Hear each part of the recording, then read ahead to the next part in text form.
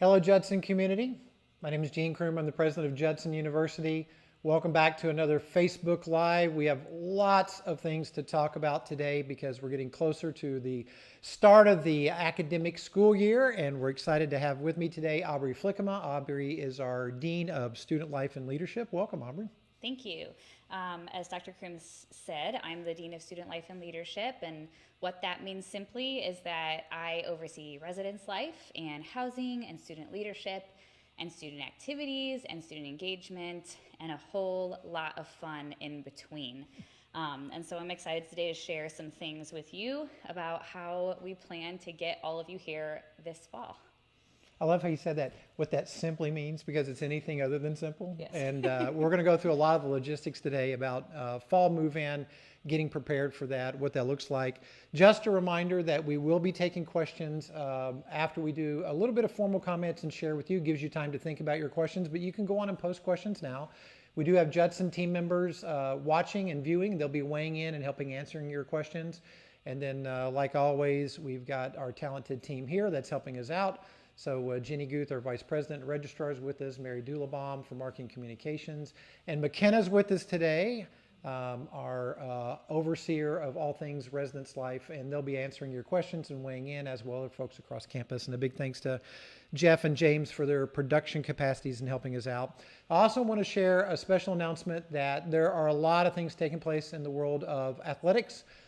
Certainly in Illinois with the announcement today from the governor about youth sports, unfortunately, but college athletics, a lot of decisions are coming out, and we're going to have a special one more Facebook Live next week.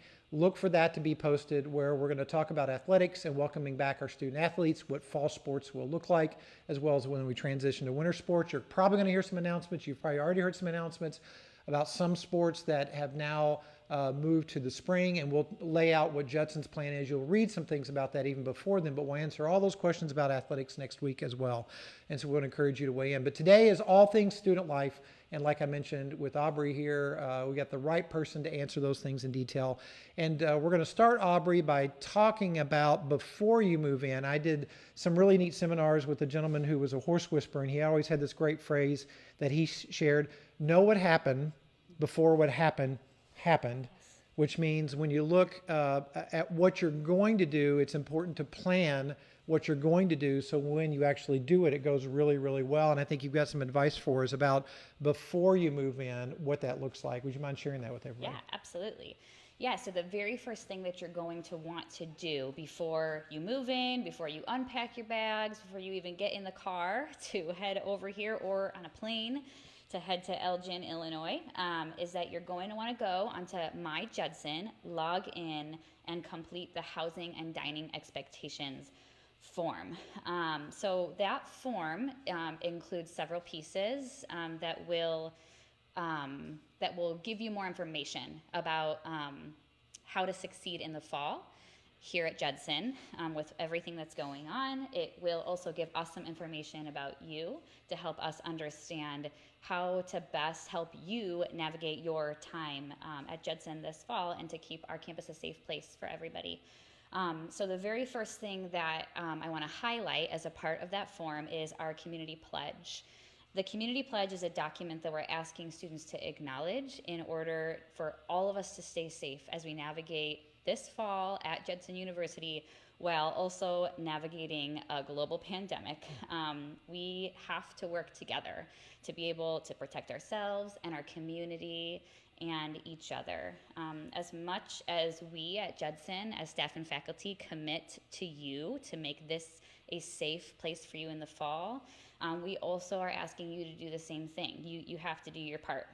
This will mean committing to wearing a mask. It will mean committing to physically distance in places where it's necessary, and to be cautious about sanitizing your belongings and the areas that you use, and just general conscientiousness throughout the day as you navigate your time here at Judson.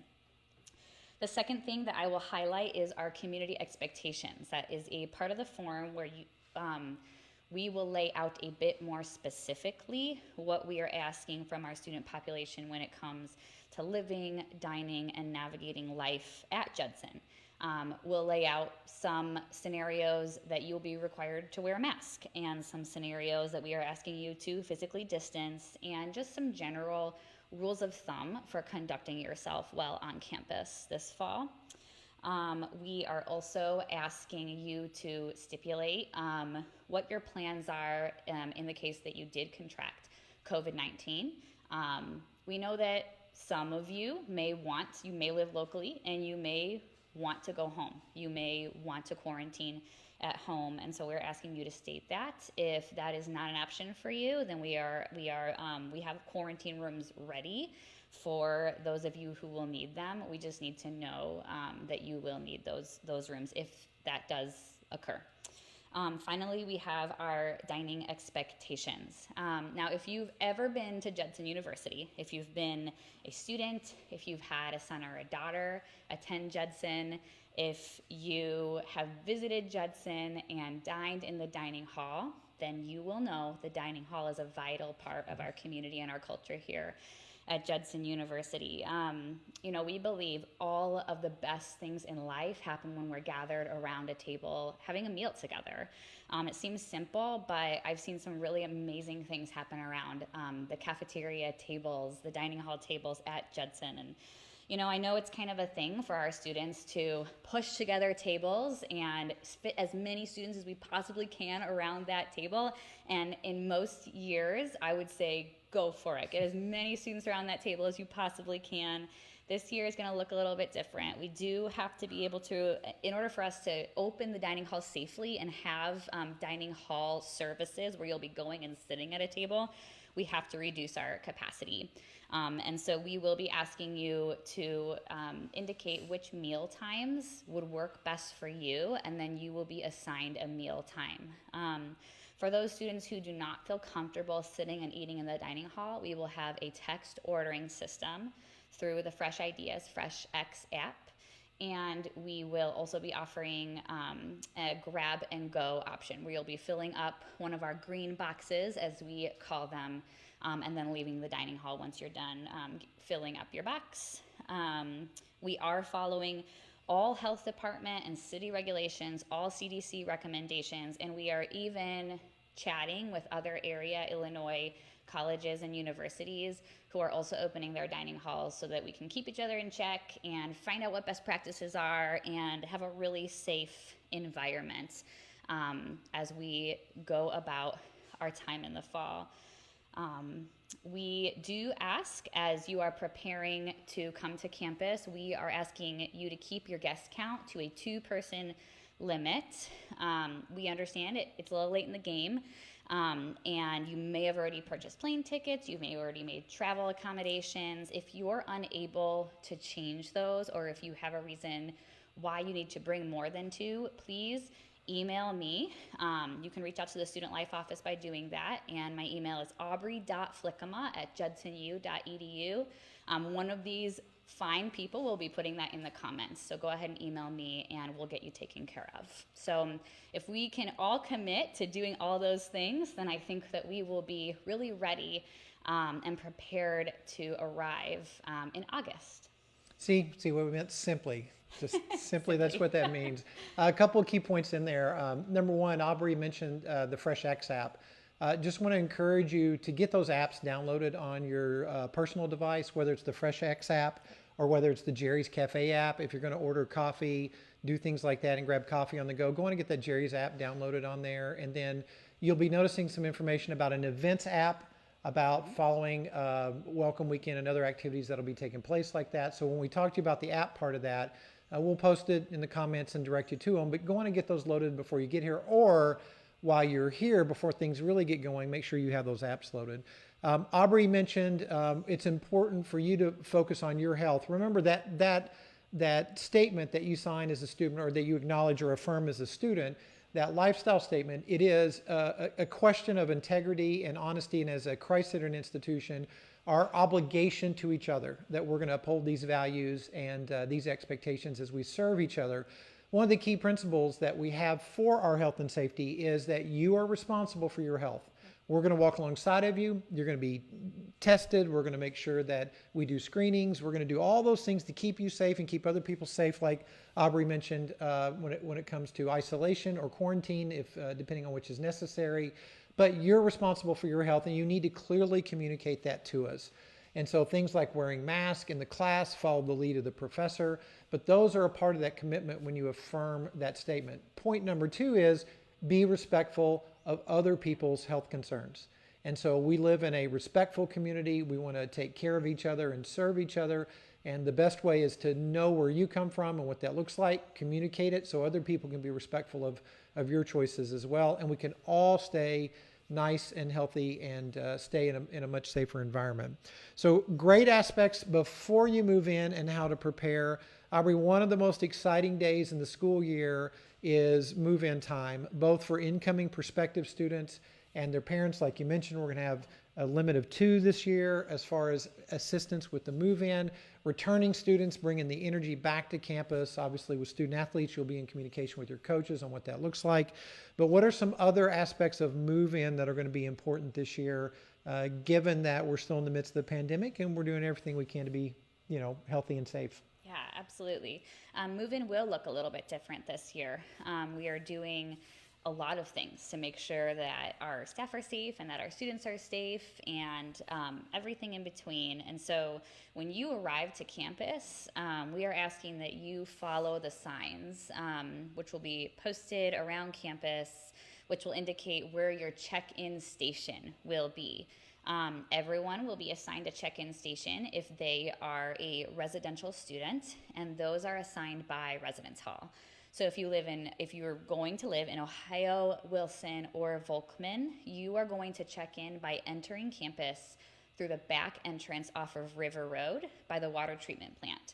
Now, if you're a new student and you have no clue what I am talking about, that is okay. We will have lots of signs and lots of people all around that road to point you in the right direction. And if you get turned around, we'll have people around to point you in the right direction. Your check-in space, your check-in station is going to be located in the roundabout in front of the fitness center.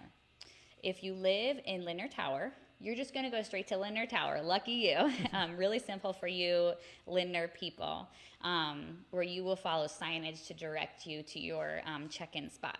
All of our check-ins are going to take place right inside your vehicle.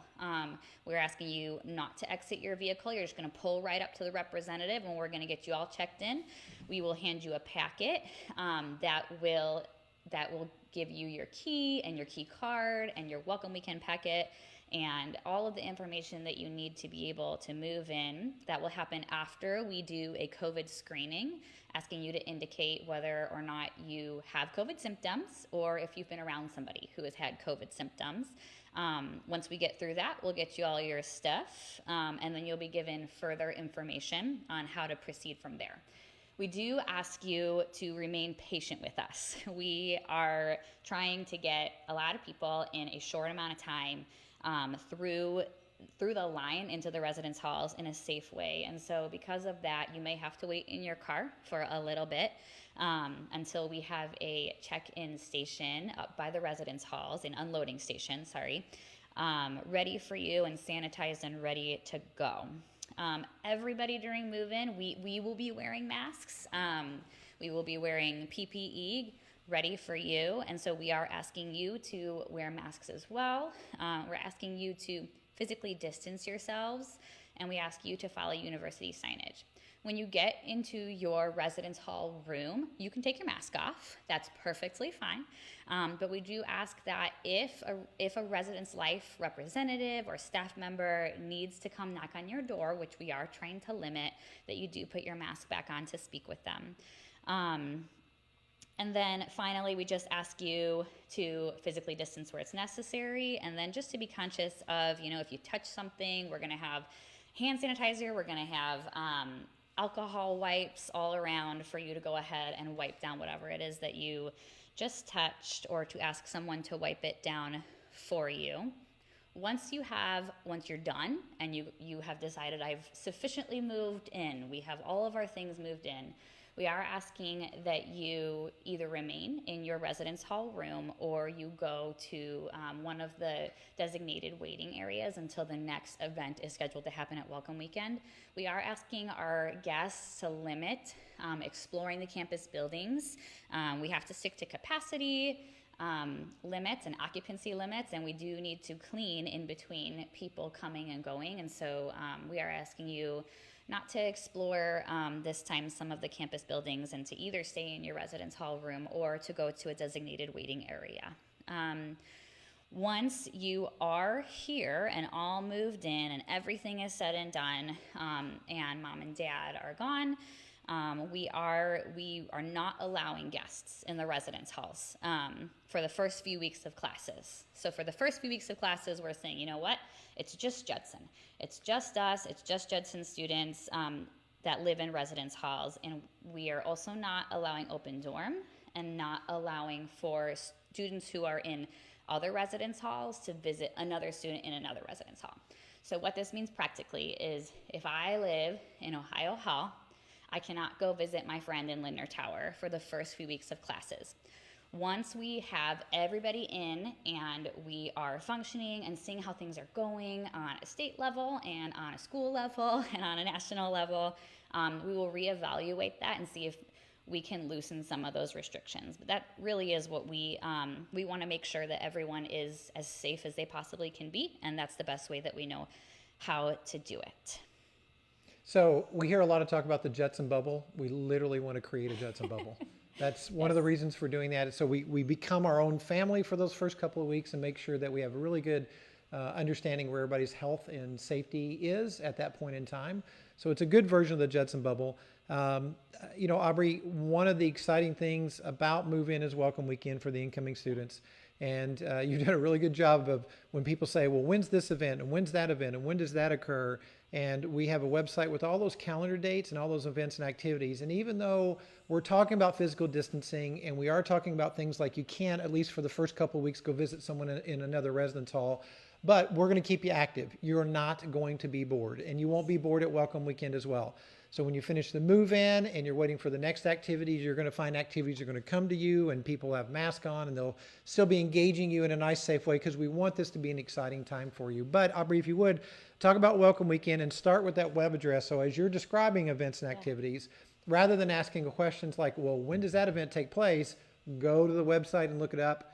Put it on your calendar. You'll be able to do that on your own. But start with the website and then talk a little bit more about Welcome Weekend. Sure, yeah. So you can find the updated Welcome Weekend calendar at judsonu.edu/Welcome Weekend. So really simple and easy.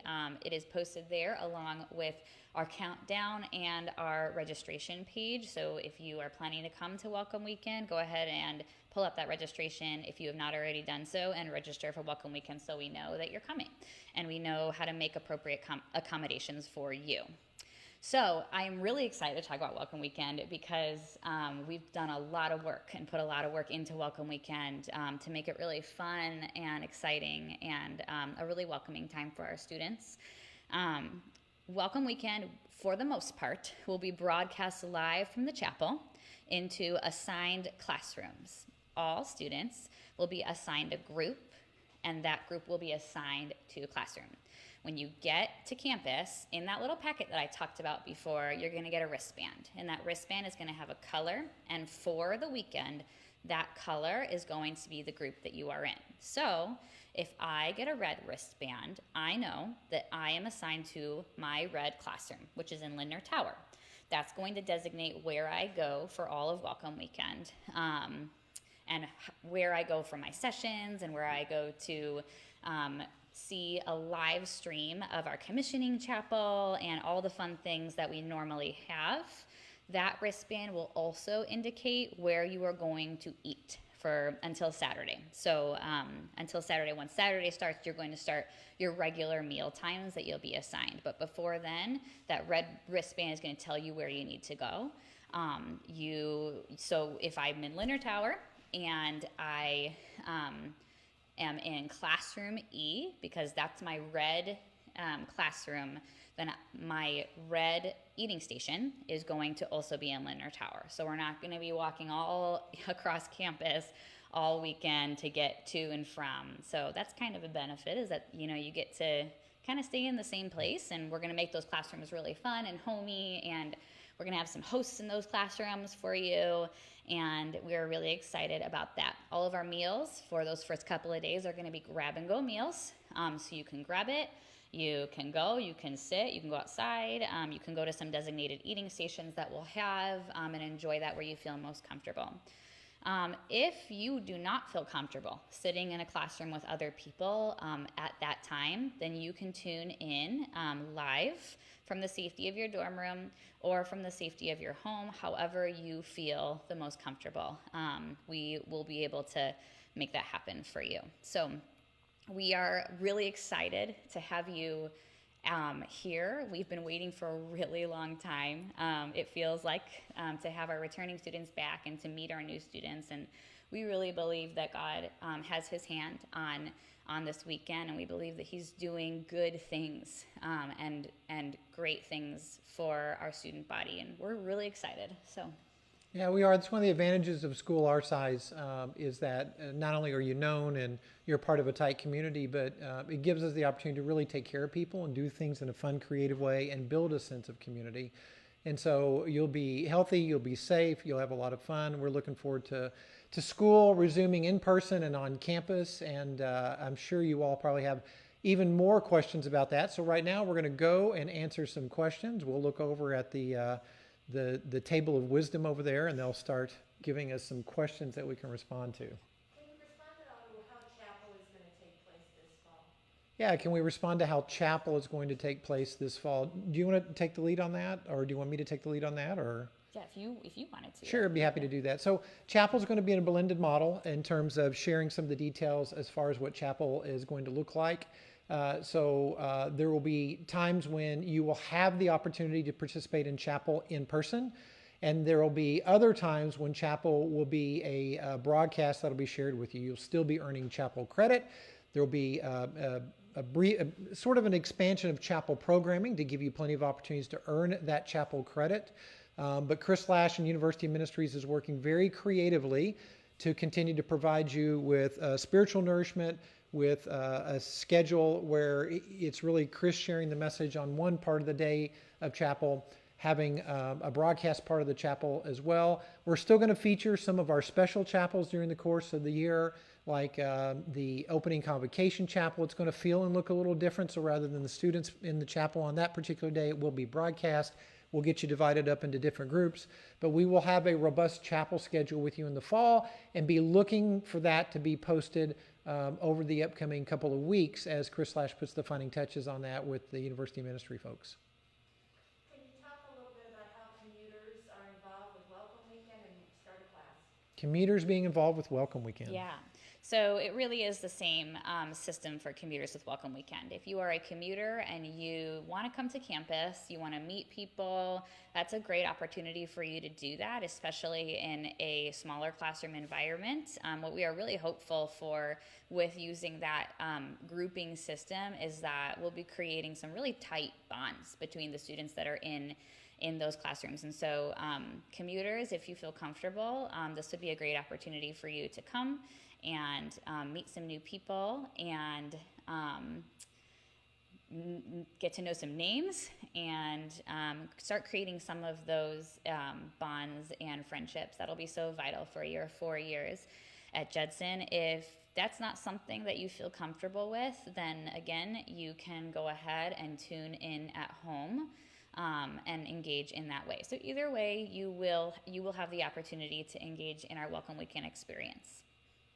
Can you talk a little bit more about masks on and how you have conversation with friends and what our expectation is with masks? Yeah, so Repeat the question. the question is really what our mask procedures and protocols are going to be, and what does that look like on campus this coming fall. It starts with this premise. The premise is that we're going to ask you to please wear your mask when you enter into the buildings. Obviously, when you're outside and you can keep 6 feet of physical distancing from other individuals, then it's going to be perfectly fine to have your mask off. But when you enter into a building, we're going to ask you to put your mask on for a couple of reasons. Number one, you can't predict how quickly someone can move into your space. So if you have your mask on and they have their mask on, it'll be beneficial to both of you. And then as you proceed to your classroom or your meeting, is it a little tough to talk with a mask on? Yes, we're not going to shy away and say, no, it's perfectly fine. I mean, if I put my mask on, there's going to be a slight muffle. So we're going to have to be a little more patient, listen to each other, pay a little bit more attention to what folks are saying. But you will be asked to put a mask on when you come into a building. Like Aubrey mentioned, if you're a residential student, once you enter into your dorm room, then you can obviously take your mask off with your roommate as you're hanging out in that space. When you're in the dining hall, you'll be asked to wear your mask as you're going in, because people will be going in and picking up their food and going to their table, or picking up their food in their grab and go box and going somewhere else on campus, so you need to have your mask on. But when you sit down at the table, obviously taking your mask off to enjoy your meal is a part of that process as well too. So when you enter a building, you'll have your mask on. You'll go to the designated spot, your classroom or the meeting or whatever activity that you have in that particular building. Once you enter into that classroom, you'll be asked to keep your mask on, or depending on what the faculty member has going on in the classroom, the faculty member then will give you the lead as to whether or not the mask can either come on or it needs to stay off for that particular class period. Just know, comfortably the first couple of weeks, to be as prudent as we can be with health and safety, we're going to ask people to keep their mask on. If for some reason you need an accommodation, rightfully so, for a mask, we're going to ask you to connect with our team in the ADA office and talk to them about what your accommodation is. They're awesome. Janine and Heather and others can work with you on that and help you with your accommodation. As faculty, we understand that every year that we have students that have other accommodations in our classroom, and supporting them and helping prepare them with their accommodation for their learning experience. So if you're not going to wear a mask, you will need to have an accommodation. What we're asking people to do as a part of the lifestyle statement and our commitment as students and as faculty and staff, if you know your health concerns and you're respectful of someone else's health concerns, then the third part of that is being respectful of people wearing masks. We don't want to get into the debates over the efficacy of masks, what that is or what that looks like. Other policy people can sort that out. We know what the requirements are for the state of Illinois, for our campus and our community, and what that looks like. We're going to ask you to be respectful of those guidelines for folks. And we're going to ask you to use words like please and thank you a lot too when it comes to wearing your mask. So yes, you're going to be expected to wear a mask. We'll have Judson branded masks that will be on sale in the bookstore. We'll also have just a very simple mask, disposable mask in the bookstore as well. Like I mentioned, and again, I want to stress this, faculty will be in charge of their classrooms, because there will be certain experiences in the classroom where the faculty member will give you permission to take off your mask. That will be important. Also in the classrooms, we'll have what we call one and done masks. So if you forget your mask, in almost every classroom, we'll have a special mask that essentially you can tape to your face that uses medical tape, so it won't leave a mark, it won't cause you any discomfort for that brief time period that you're in the class. And that way you'll be safe, your friends will be safe, and we'll create a healthy and safe environment. And we're going to be working on the mask protocol even as we go through the first couple of weeks. So be patient with each other, show grace and respect, and we'll all get through the mask part of that pretty easily. If Illinois goes back to a shutdown like we did in March, will we be required to move off campus again? So the question is, if Illinois goes back to a shutdown, like what occurred in March, will the students be asked to move off campus? If we should have the unfortunate event of the state government or the national government shutting everything down again, students who live on campus and are residents of campus will be allowed to stay in the residence halls. You will certainly have the choice that if you want to return home, you can, but that's only by your choice. There are a couple of reasons for that. What we learned through the spring experience is that we did have some students that were just not able to return to their home. So keeping them on campus in a safe environment where they're wearing masks and we are helping them with food. We actually tested a lot of our food protocols with the group that was with us in the spring, so thank you for those students. But we also learned by then having 60 students stay on campus and then 30 students and then some students staying after that as well too, that we can work very safely and accommodate the students if that's the case. So you'll be moving to digital learning, but you will be allowed to stay in your residence hall unless you choose to move back off campus.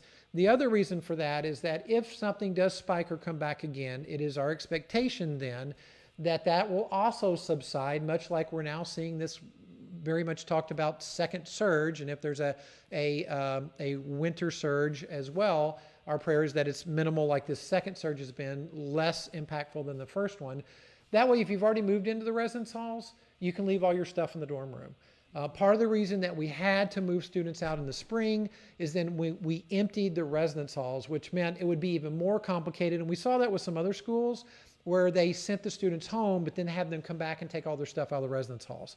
That's a bit of a cumbersome process. This is the fall term.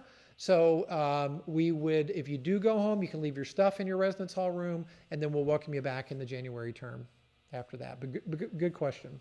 Okay, next question. Will students arriving from out of state have to quarantine on arrival to campus? I think you could expound to international students too.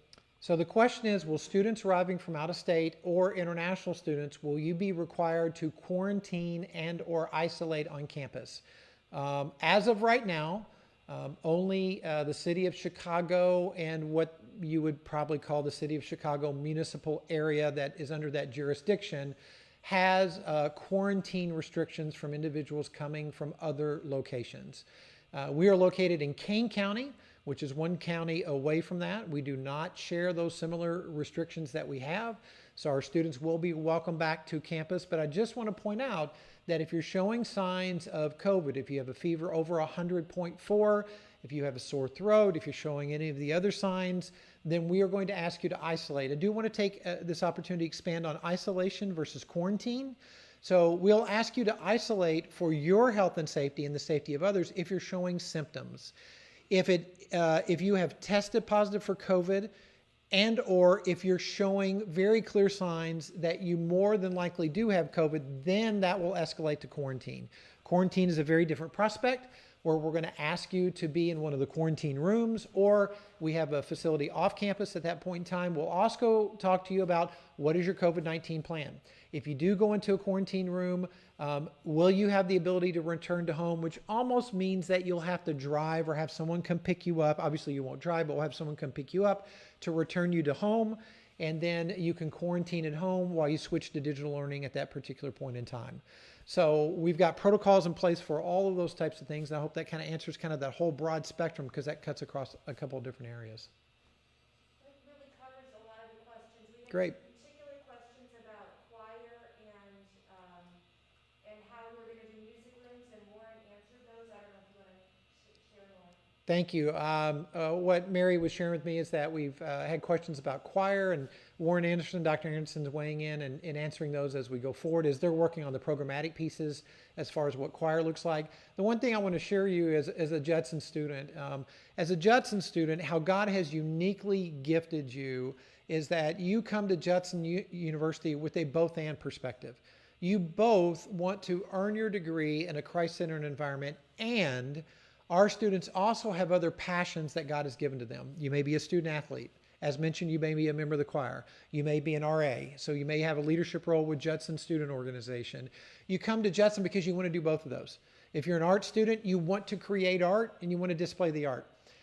If you are taking a piano class, you want to have your recital and show people the giftedness and how you've progressed on your piano playing, or whether you're in the guitar ensemble or if you're a part of the jazz ensemble, you want to practice those. So we're working on making sure those programmatic pieces are robust and meaningful to you when you come back. Just a reminder, it's going to look a lot like the society we're now participating in today. That physical distancing is going to be a part of it.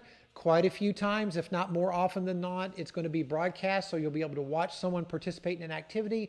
But as Aubrey mentioned, for a lot of the opening activities from Welcome Weekend, we're going to present the programs, and you'll be watching it from the different room with the cohort or the group or your red banded team or blue banded team that you'll be going through with.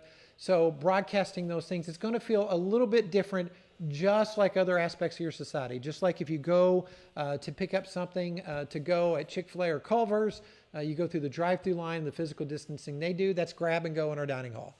Using your app to go through the Starbucks line that's using your apps, to go through Jerry's Cafe, or if you're going to Craft Donuts or one of the other favorite haunts around here, it's going to feel a lot like that as well too. So that's what we just want to remind you. You're going to have a lot of lived experience when you come to campus, and those protocols are going to follow you onto the campus environment so we can be safe and make sure that we take care of you. So keep asking questions. Judson team members will answer those. We're excited that you joined us, Aubrey. Thanks for being here. I know you got a ton of work to do, like you said in a meeting earlier. As things tend to run long, your go-to comment is, hey, that's great. I've got welcome weekend to plan, and off you go. So we appreciate you and the work of the student life team and everything that you're doing, as well as all of our faculty and staff. Our team's worked really hard. We're looking forward to welcoming you back on campus in person. Our adult students, Rockford, you're going to be getting more news and information about resuming classes in person on Rockford as well too. So be checking your email, be checking the Judson website, and you'll be seeing all that content flowing out to you pretty quickly, especially now as we ramp up for the start of the school year in August. So with that, our prayer, we normally open up with a prayer.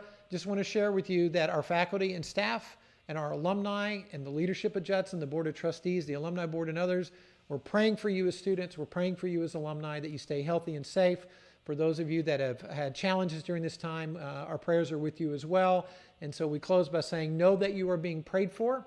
Know that you're being loved and cared for. We look forward to continuing as a community in person as well as distance, if that's what God has put in our lives for that particular time. Because all of us coming together in Judson community makes today and every day a great day to be a Judson Eagle. Thanks a bunch for joining us. We appreciate it.